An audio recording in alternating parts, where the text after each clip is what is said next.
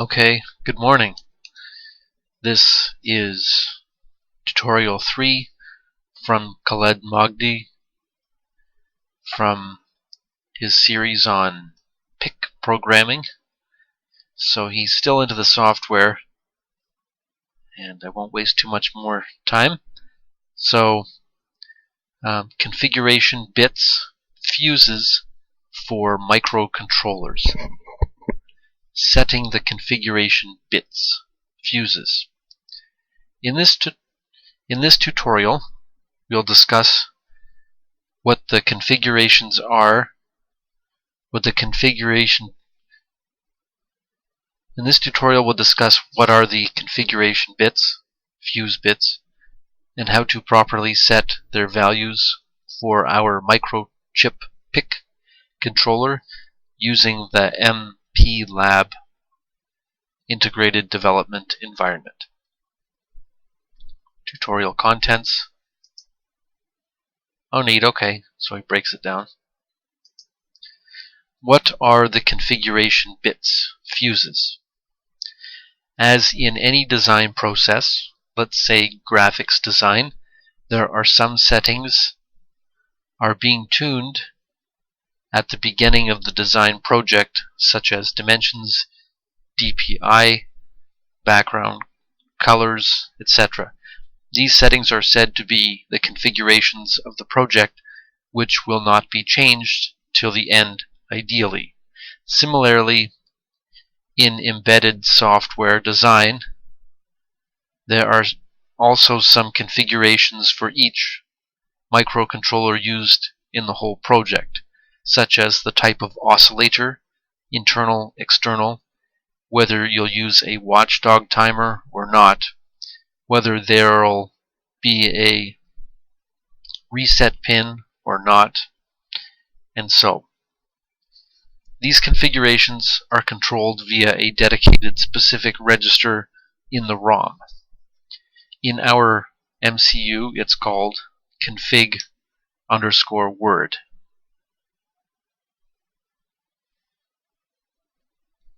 Every single bit in this register controls a specific feature. Every single bit in this register controls a specific feature combined together in this register to control all the settings, configurations. Hence, they are often called the configuration bits. Some books in the embedded literature call these bits as fuses. All in all, these names stand for the same thing.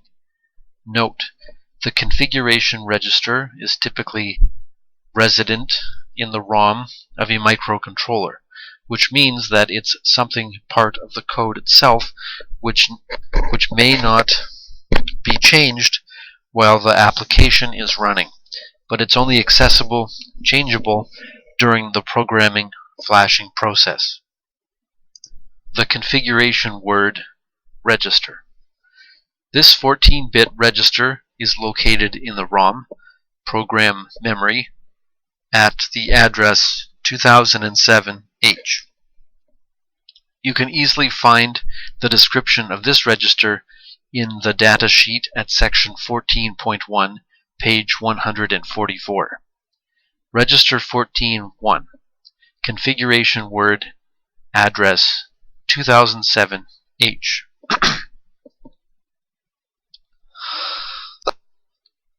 You can easily find the description of this register in the datasheet at section 14.1. I said that. Register 14.1, configuration word address 2007H r/p1 cp bit 13 UO r/p1 debug r/p1 wrt1 r/p1 rt0 r/p1 cpd r/p1 lvp r/p1 borin uo-r/p1 pwrten r/p1 wdten r/p1 frequency oscillator 1 Okay, R/P1 frequency oscillation 1, R/P1 frequency oscillation 0, bit 0.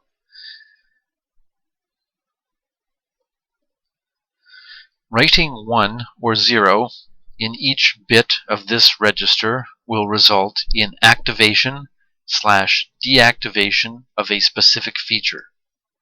Down below, I will show you what the features are, what features are being controlled by these bits. Let's start at the LSB 0 all the way up to the MSB 13.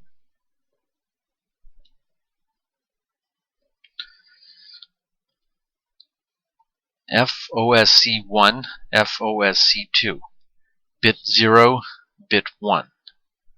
Okay, so that's looking at this table here. I guess we're looking at this stuff. The oscillator selection bits. The combination of these two bits determines which clock source will be used to feed the MCU clock input.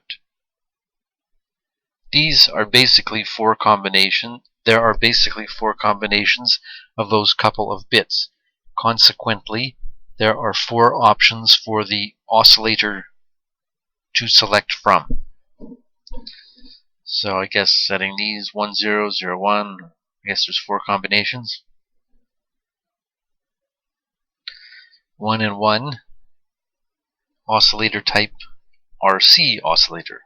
1 0, HS oscillator. 0 1, XT oscillator. 0 0, LP oscillator.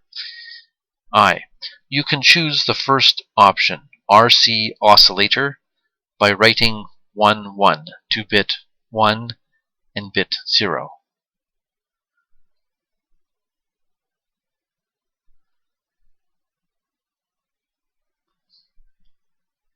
Respectively. You can choose the first option, RC oscillator, by writing 1 1 to bit 1 and bit 0, respectively, just in case you're using an RC network to generate oscillating charging-discharging signal as a clock input for your microcontroller. That's a resistor capacitor. Please be advised that this method has a low accuracy for the oscillation frequency. I'm sure you'll calculate the RNC values that will generate the desired frequency correctly, but resistors and capacitors always have a pretty high tolerance and their values aren't exact.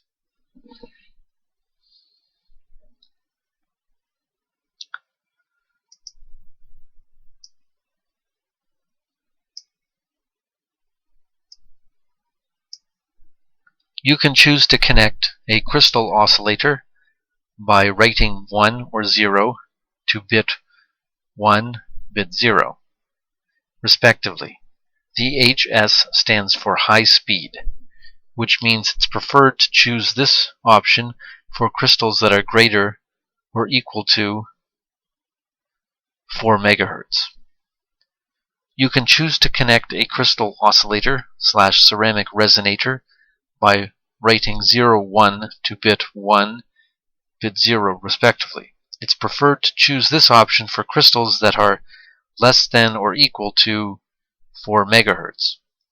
You can choose to connect a low-power crystal oscillator by writing 0 0 to bit 1, bit 0, respectively.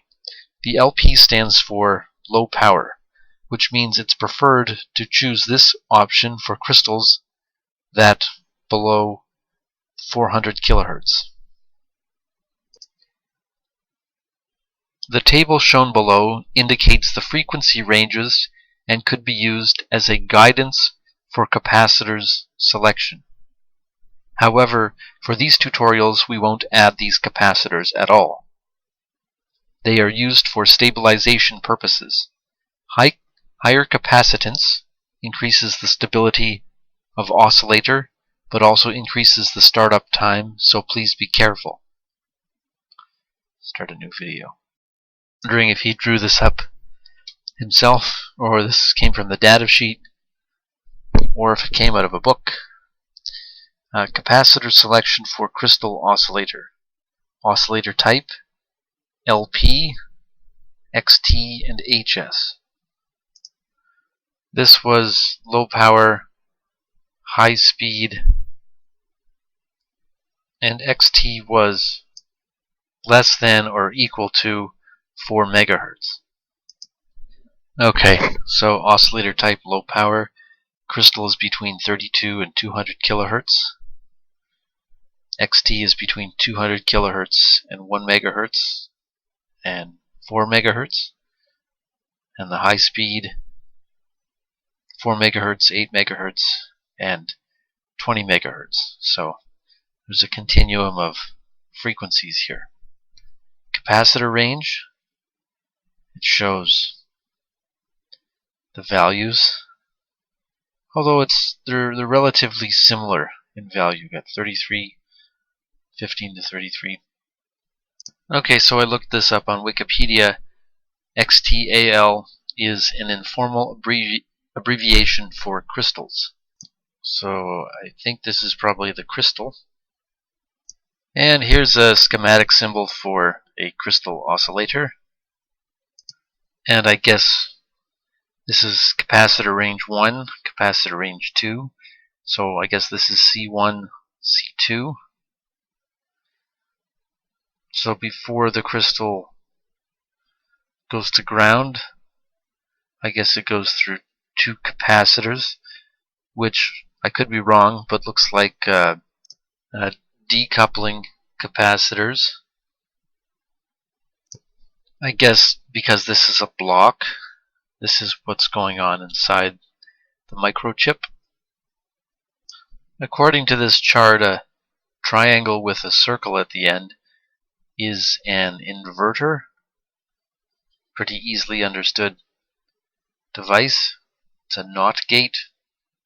So there are inverters here and here. Well, that's worth a little bit more study. In most cases, you will be using the high speed or XT crystal oscillator option. It's not as frustrating as it seems to be. So I'm back up at this chart again, looking at this here, WD10. WD10, the watchdog timer enable bit. This bit is the most tricky one, obviously. It's not obvious to me.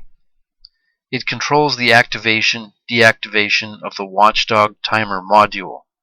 If left on, this will result in an undetectable insane series of timeout restarts. This will obviously block out your main code that will never complete its execution because of the infinite WDT timeout restarts. If you're willing to purposely use the WDT, you can turn this bit on. Otherwise, you must clear it to be off. In the future, we'll discuss the WDT in detail. So up till then, let this bit off. Looking back up at the chart, there's this PWR10. PWR10, bit 3, the power up timer enable bit. This bit controls the activation, deactivation of the power up timer. The power up timer provides a fixed 72 millisecond nominal timeout on power up. This hardware module operates on an internal RC oscillator built in the chip itself. The PWRT's time delay allows VDD to rise to an acceptable level before the MCU starts executing the program. VDD is the DC power supply connected to drain terminal of an FET circuit, field effect transistor. The positive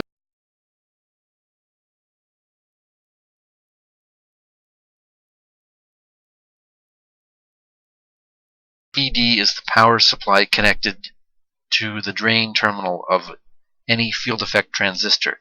The positive will be connected to the drain, and negative ground will be the source. The PWRT's time delay allows VDD to rise to an acceptable level before the MCU starts executing the program.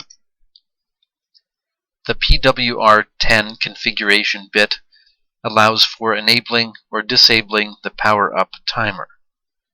In the very basic applications, the effect of the PWRT will not be noticeable. Okay, I see how this works now. This is bit 13. This is bit 0. 1, 2, 3, 4, 5. U0, U0 are bits 4 and 5. Bits 4 and 5 are unused. 0, 1, 2, 3, 4, 5, 6. Bit 6, borin. Please don't accuse my YouTube videos of being borin. Borin. Bit 6, brown out, reset, enable bit. This bit disables the brownout reset circuit. If VDD falls below VBOR, about 4 volts, for a time period longer than TBOR, about 100 microseconds, the brownout situation will reset the whole MCU device.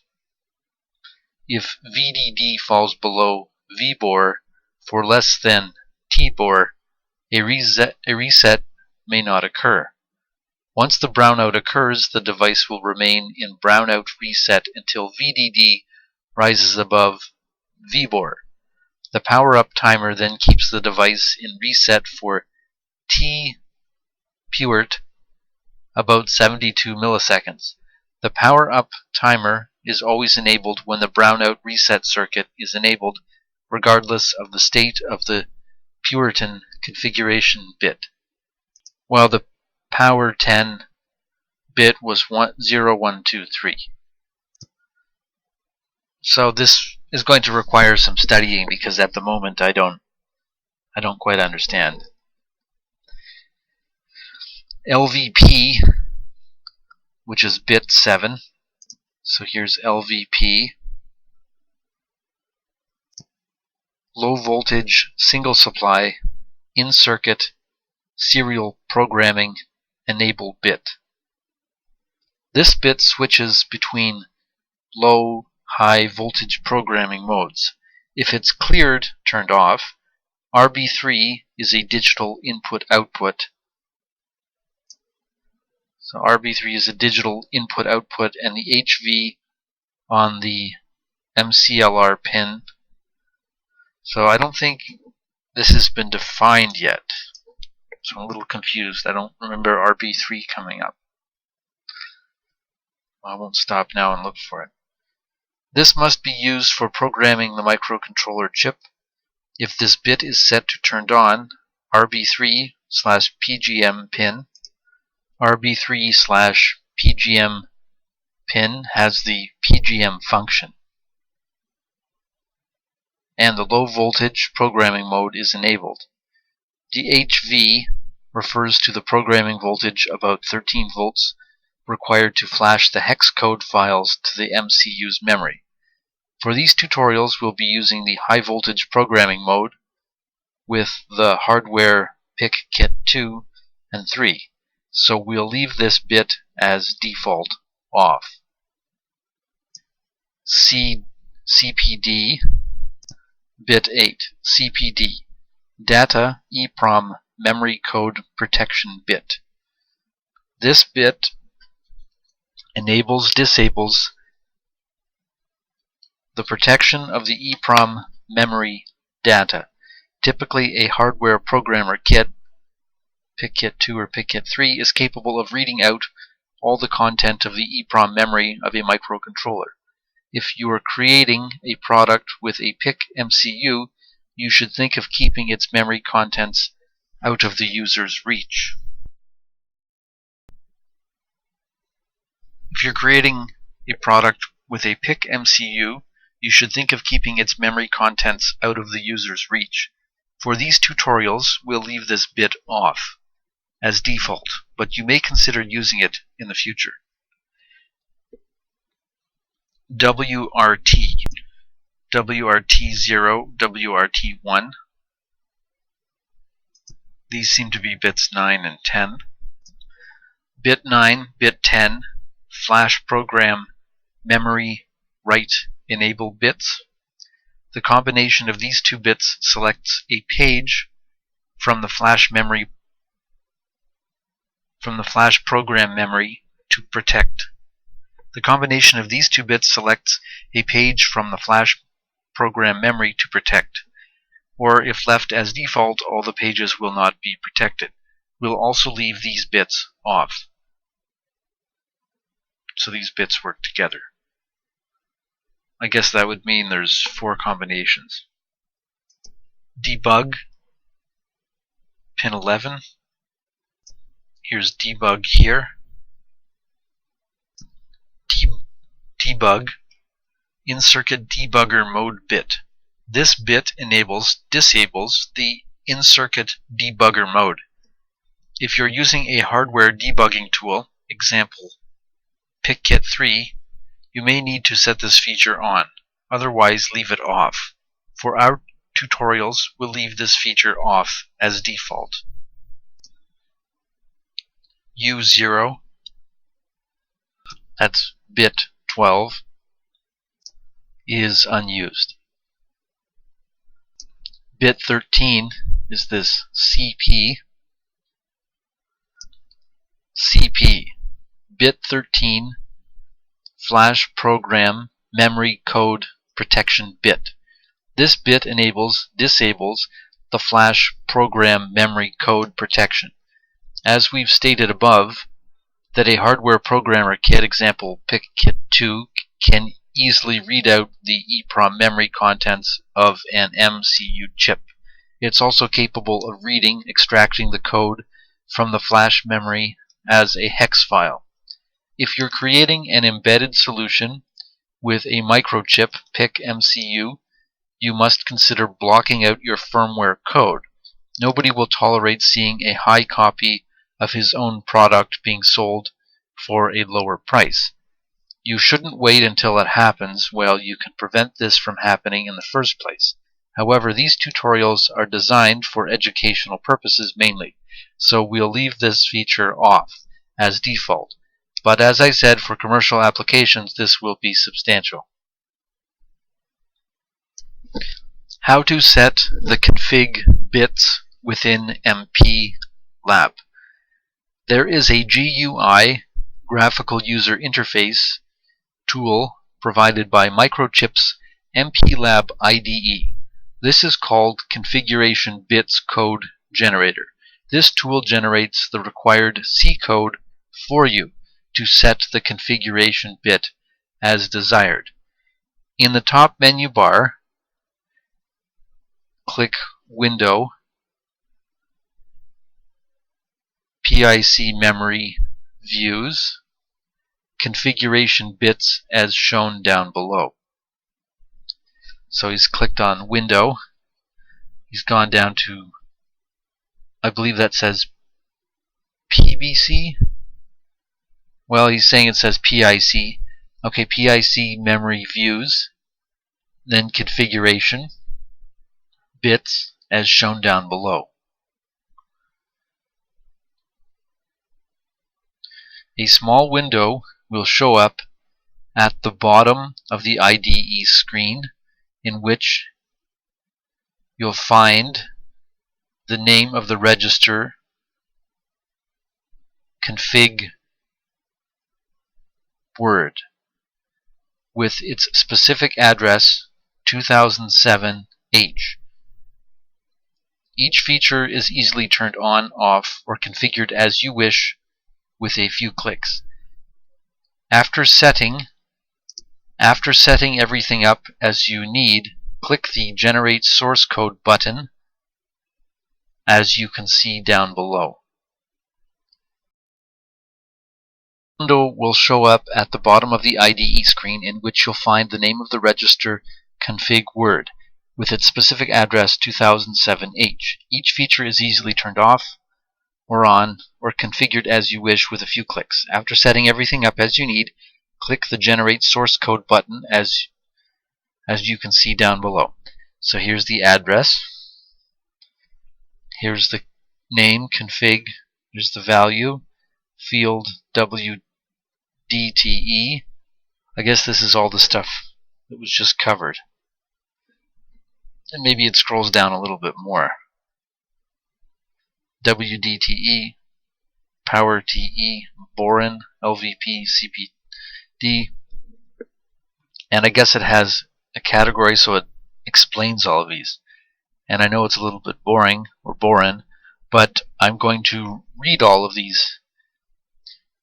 Field, FOSC, oscillator selection bits, WDTE, watchdog timer enable bit, purity, power up timer enable bit, boron, brownout reset enable bit, LVP, low voltage, single supply in-circuit serial programming enable bit, CPD, data EEPROM memory code protection bit, WRT, flash program memory write enable bits, CP, flash program memory code protection bits.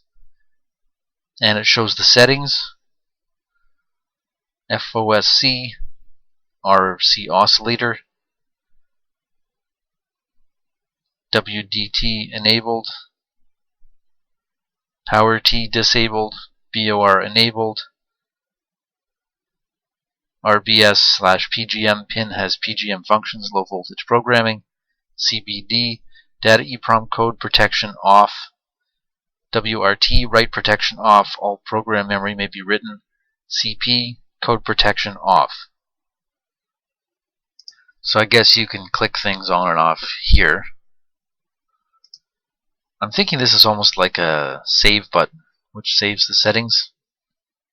That's how I conceive of it. I could be wrong. Generate source code to output. After generating the source code for the configuration bits, you can copy past it either at the main C file or in a dedicated file for the configuration, which I personally do recommend. Paste the code in your header config.h file, and don't forget to include this file in your main.c code file for your project. Well, I could be wrong here, but I'm going to just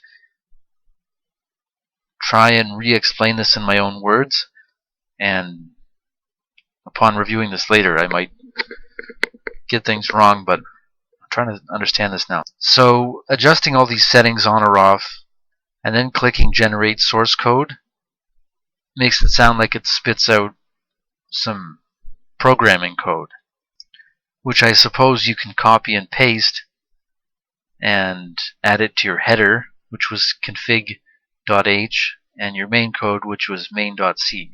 And that's in the previous video to this one, where it explained all that. So I guess you copy and paste this stuff, and you've got to remember to repaste that into your program. I forget which was which.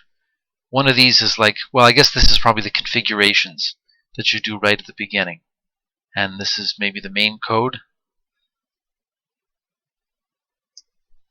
The generic configurations for PIC 16F877A.